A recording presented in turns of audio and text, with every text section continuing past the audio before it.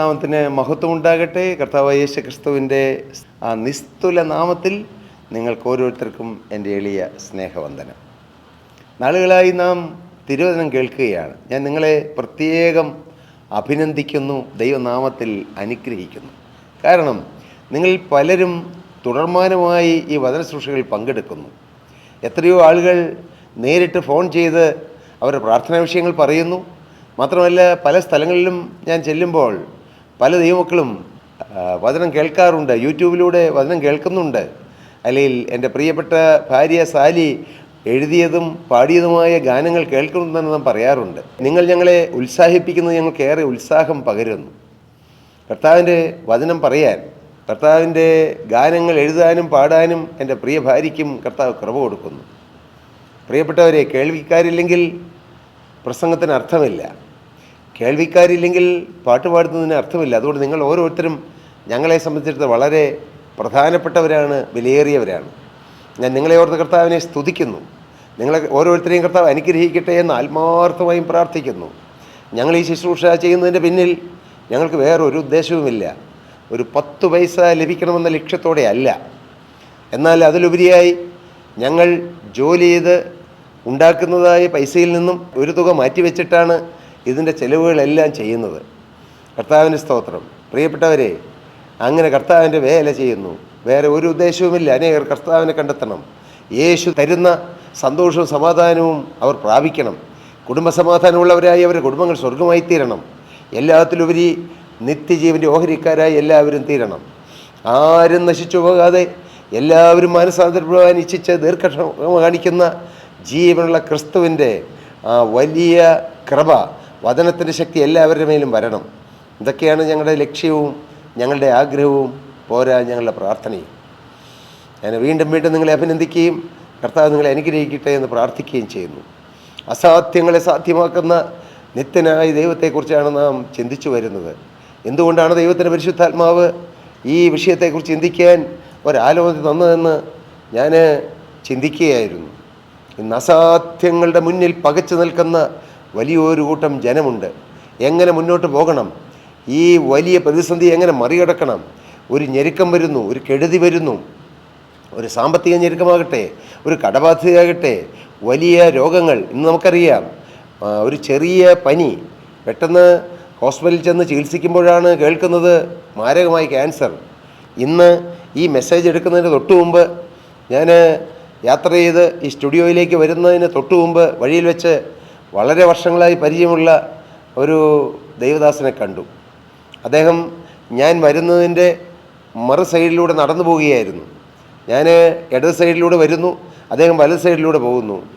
എനിക്ക് നല്ല പരിചയം. ഞാൻ വേഗം വണ്ടി നിർത്തി അദ്ദേഹത്തിൻ്റെ അരികിലേക്ക് വണ്ടി കൊണ്ടുപോയി ചേർത്ത് നിർത്തി സ്നേഹത്തോടെ സംസാരിച്ചു. ഞാൻ പറഞ്ഞു, കുറേ നാളായല്ലോ കണ്ടിട്ട്.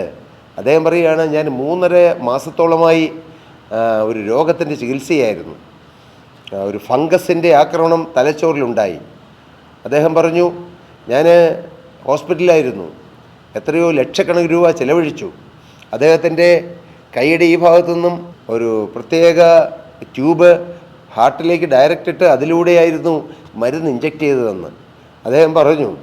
യേശു അദ്ദേഹത്തിന് അത്രത്തോളം ആശ്വാസവും സൗഖ്യവും കൊടുത്തതും വേദന മാറ്റിയ കാര്യങ്ങളെല്ലാം പറഞ്ഞു. പെട്ടെന്നാണ് അല്ലേ, നമ്മളാരും ചിന്തിക്കുന്നുണ്ടോ? നാം യാത്ര ചെയ്യുമ്പോൾ, നടക്കുമ്പോൾ, ജോലി ചെയ്യുമ്പോൾ, നാം ഓരോ കാര്യങ്ങൾ ചെയ്യുമ്പോഴും നാളെ എനിക്കിങ്ങനെ ഒരു രോഗം വരും, അല്ലെങ്കിൽ നാളെ ഞാൻ ഇരുന്നു പോകും, നാളെ ഞാൻ കിടന്നു പോകും, അല്ലെങ്കിൽ ഇന്ന് ഞാൻ വീട്ടിൽ കിടക്കുന്ന ഞാൻ നാളെ ഹോസ്പിറ്റലിൽ കിടക്കേണ്ടി വരും എന്ന് നാം ആരും ചിന്തിക്കാറില്ല. അങ്ങനെ ചിന്തിച്ച് നെഗറ്റീവ് ആകണമെന്നുമില്ല. കർത്താവിൻ്റെ സ്തോത്രം. പക്ഷേ നാം ഒന്ന് അറിഞ്ഞുകൊള്ളണം, ഞാൻ എന്നായിരിക്കും ദൈവത്തിൻ്റെ കൃപയാണെന്ന്. ഓരോ ദിവസവും ഞാൻ മിക്കവാറും ദിവസങ്ങളിൽ രാവിലെ എഴുന്നേൽക്കുമ്പോൾ ഞാൻ കർത്താവിന് നന്ദി പറയും. കർത്താവേ, ഒരു ദിവസം ആയുസ് തന്നല്ലോ, ഒരു ദിവസം കൂടി നീ തന്നല്ലോ കർത്താവേ. സ്വന്തം വീട്ടിൽ കിടന്നുറങ്ങാൻ, സ്വന്തം ഭാര്യയോടൊത്ത്, സ്വന്തം കുഞ്ഞുങ്ങളോടൊത്ത്, സ്വന്തം മാതാപിതാക്കളോടൊത്ത്, സ്വന്തം കൊച്ചുമോനോടൊത്ത് ഒരു ഭവനത്തിൽ 4 തലമുറകൾ ഒരുമിച്ച് സ്നേഹത്തോടെ സന്തോഷത്തോടെ ഐക്യമായി ജീവിക്കാൻ കർത്താവ് കൃപ തന്നു.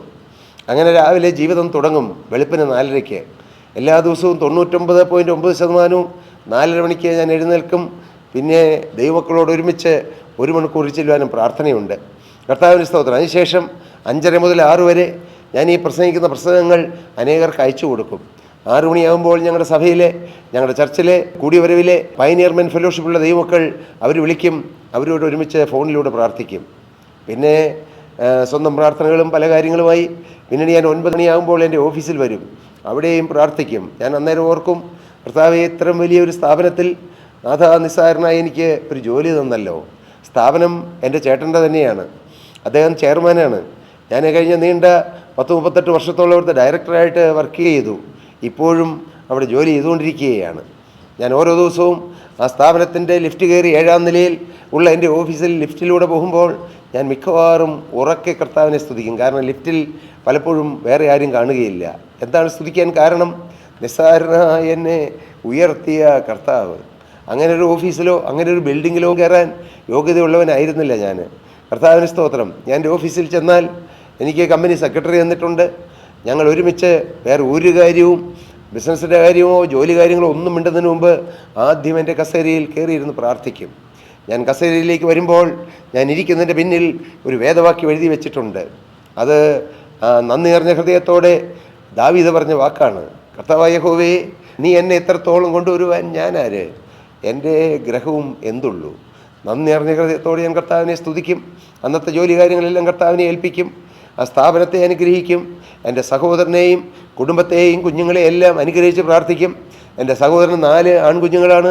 കർത്താവെ, ഞാൻ എന്നും പ്രാർത്ഥിക്കും, കർത്താവെ, ആ കുഞ്ഞുങ്ങൾ ആ സ്ഥാപനത്തിൻ്റെ നേതൃത്വത്തിലേക്ക് വരണം. ആ കുഞ്ഞുങ്ങൾക്ക് അതിനുള്ള സ്വർഗീയ ജ്ഞാനം കൊടുക്കണം.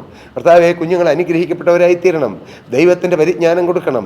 ഏതാണ്ട് 4500ഓളം ജോലിക്കാരുള്ള 6 രാജ്യങ്ങളിൽ വ്യാപിച്ചു കിടക്കുന്ന ആ സ്ഥാപനത്തെ നയിക്കുവാൻ ഇനി വരുംകാല തലമുറ ആ കുഞ്ഞുങ്ങൾ ശക്തരായി, ആ കുഞ്ഞുങ്ങൾ ദൈവത്തിൻ്റെ കൃപയുള്ളവരായി, പരിശുദ്ധാത്മാവിൻ്റെ നൽവരമുള്ളവരായി, ദൈവിക പരിജ്ഞാനമുള്ളവരായി അവർ വളർന്നു വരണം. ഞാൻ പ്രാർത്ഥിക്കും.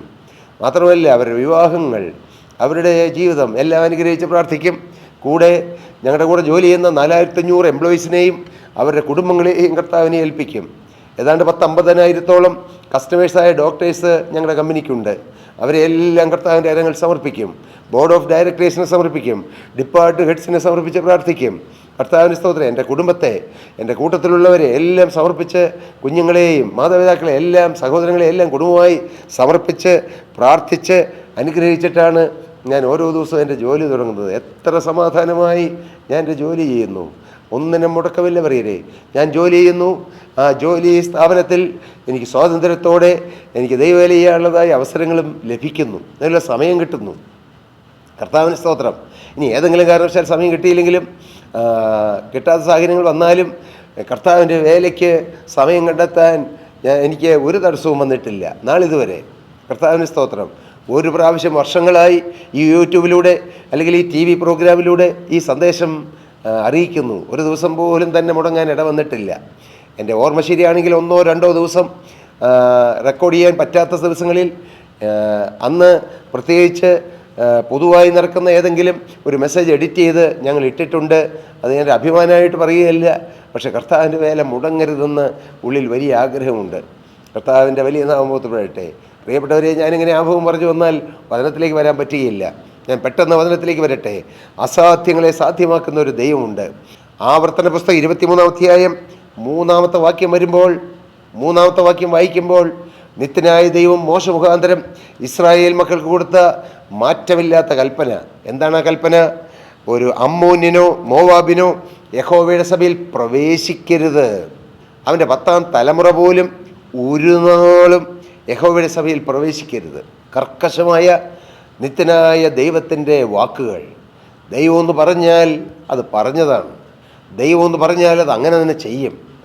ദൈവം ഉഴപ്പി പറയുന്നവനല്ല. ദൈവം വാക്കുമാറുന്നവനല്ല. വേദപുസ്തകത്തിലുണ്ട്, ദൈവം വാക്കുമാറാൻ അവൻ മനുഷ്യനല്ലെന്ന്. കാരണം മനുഷ്യൻ വാക്കുമാറും, ദൈവം വാക്കുമാറുകയില്ല.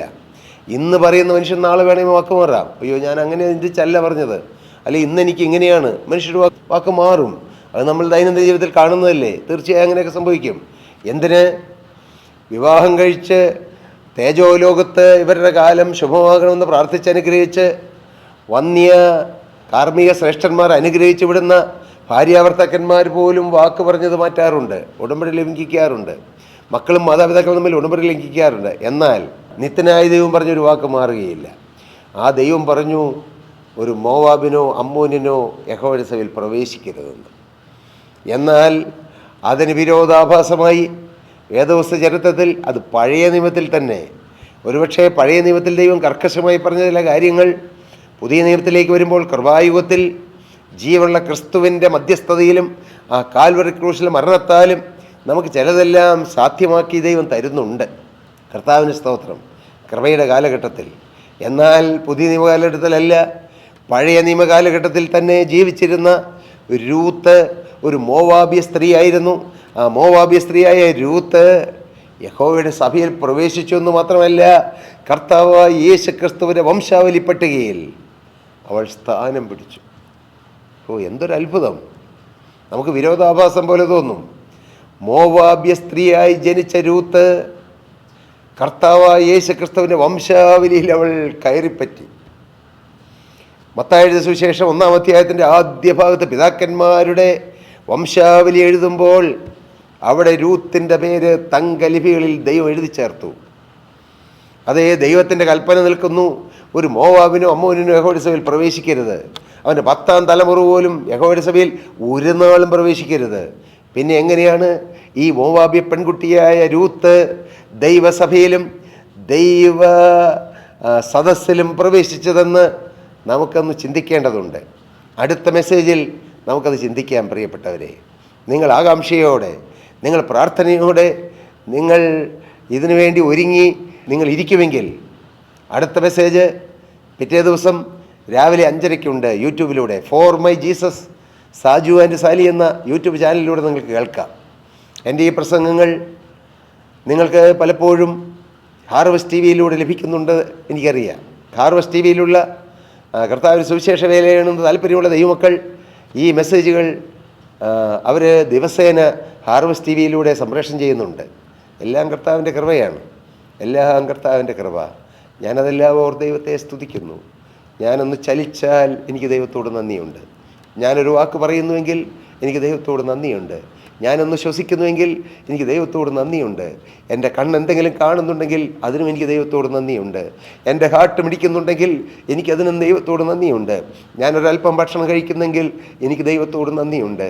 ഒരക്ഷരം പോലും മിണ്ടാൻ പറ്റാതെ പ്രീ ഡിഗ്രിക്ക് ഫസ്റ്റ് ഇയർ പഠിക്കുന്നവരെയും തലം വിട്ട് നടന്ന് ഞാൻ ഒരു വാക്ക് കർത്താവിൻ്റെ വചനത്തിൽ പറയുന്നെങ്കിൽ എനിക്ക് കർത്താവിനോട് നന്ദിയുണ്ട്, വലിയ നന്ദിയുണ്ട്. പ്രിയപ്പെട്ടവരെ, ഞാൻ നന്ദിയോടെ കർത്താവിനെ സ്തുതിച്ചുകൊണ്ടും ഈ വാക്കുകൾ കേൾക്കുന്ന നിങ്ങൾക്ക് നന്ദി പറഞ്ഞുകൊണ്ടും, നിങ്ങൾ ഈ യൂട്യൂബ് ചാനലിലൂടെ ലഭിക്കുന്ന വചനങ്ങൾ അനേകർക്ക് നിങ്ങൾ അയച്ചു കൊടുത്താൽ അതൊരു ശക്തമായ സുവിശേഷ വേലയായിരിക്കും. കാരണം നമുക്ക് വേറൊരു യാതൊരു സ്ഥാപിത താല്പര്യമില്ല. കർത്താവിന് സ്തോത്രം. ഏതെങ്കിലും ഒരു സഭയെയോ ഒരു സംഘടനയെയോ ആരെയും പ്രസാദിപ്പിക്കാനല്ല ഞങ്ങൾ വചന സൃഷ്ടി ചെയ്യുന്നത്. ജീവനുള്ള ദൈവത്തിൻ്റെ വചനത്തിൽ എഴുതിയിരിക്കുന്ന ഒരു വള്ളിയെങ്കിലും പുള്ളിയെങ്കിലും മാറാതെ അത് ഉള്ളതുപോലെ ഞങ്ങൾ പ്രസ്താവിക്കുന്നു. സ്തോത്രം. പ്രിയപ്പെട്ടവരെ, നിങ്ങളെ കർത്താവ് എല്ലാവരെയും അനുഗ്രഹിക്കട്ടെ എന്നാണ് ഞങ്ങളുടെ പ്രാർത്ഥന. യേശു നിങ്ങളെ അനുഗ്രഹിക്കട്ടെ. ഇപ്പോൾ ഈ പ്രാർത്ഥനയിൽ സംബന്ധിക്കുന്ന നിങ്ങൾ ആവശ്യക്കാരാണോ? നിങ്ങൾ രോഗികളാണോ? കടബാധയിൽ കഴിയുന്നവരാണോ? ഞെരുക്കത്തിലൂടെ പോകുന്നവരാണോ? ഞാൻ ഒരു നിമിഷം നിങ്ങൾക്ക് വേണ്ടി പ്രാർത്ഥിക്കാം. നിങ്ങൾ തലകളെ വണക്കൂ, കണ്ണുകളെ അടയ്ക്കൂ. സ്നേഹം നിറഞ്ഞ കർത്താവേ, സ്വർഗീയ പിതാവേ, ഇന്ന് ഈ തിരുവചന ശുശ്രൂഷ കേട്ടുകൊണ്ടിരിക്കുന്ന ചിലർ രോഗികളുണ്ട്, പ്രയാസത്തിൽ കഴിയുന്നവരുണ്ട്, കടബാധയിലൂടെ പോകുന്നവരുണ്ട്, ഞെരുക്കത്തിലൂടെ കഴിയുന്നവരുണ്ട്, കുടുംബസമാധാനം ഇല്ലാത്തവരുണ്ട്, സ്വന്തമായ ഒരു വരുമാനം ഇല്ലാത്തവരുണ്ട്, വീടില്ലാത്തവരുണ്ട്, അനേക ഞെരുക്കങ്ങളിലൂടെ കടന്നു പോകുന്നവരുണ്ട്. നാഥ, അവിടുത്തെ കരം നീട്ടണമേ, അവിടുത്തെ കരം എല്ലാവരെയും തൊടണമേ. ആണിപ്പഴുതുള്ള കരം, സൗഖ്യമാക്കുന്ന കരം, വിടുവിക്കുന്ന കരം, ഉയർത്തുന്ന കരം, തലോടുന്ന കരം, താങ്ങുന്ന കരം, ആ മുറിവേറ്റ കരം എല്ലാവരെയും ശിരസിൽ വെക്കണമേ, അനുഗ്രഹിക്കണമേ. യേശുവിൻ അത്ഭുത നാമത്തിൽ തന്നെ ആമേൻ. കർത്താവ് നിങ്ങളെ അനുഗ്രഹിക്കട്ടെ. ദൈവനാമം മഹത്വപ്പെടട്ടെ. പ്രിയപ്പെട്ടവരെ, നിങ്ങൾക്ക് പ്രാർത്ഥനാ വിഷയങ്ങളുണ്ടെങ്കിൽ തീർച്ചയായും ഞങ്ങളെ അറിയിച്ചാൽ ഞങ്ങൾ പ്രാർത്ഥിക്കാം. നിങ്ങളും പ്രാർത്ഥിക്കൂ. ഞങ്ങളുടെ പ്രയർ വാരിയേഴ്സ് ടീം നിങ്ങൾക്ക് വേണ്ടി പ്രാർത്ഥിക്കും. ദൈവം നിങ്ങളെ അനുഗ്രഹിക്കട്ടെ. ദൈവനാമം മഹത്വപ്പെടട്ടെ. സ്തോത്രം.